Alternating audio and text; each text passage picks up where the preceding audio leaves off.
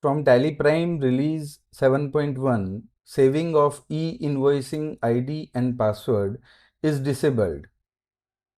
So we come up with a new solution based on EXE. I'm just going to activate this add-on from Tally itself at company level. I'm going to F1, then TDL and add-ons. Press F6 for add-on feature. After that, I just put my detail, license key, invoicing ID and password. I save this and now back to cell bill. Whenever you save this cell bill, Tally will ask, do you want to generate e-invoice? I press yes, and here I press a special key combination Alt Control E.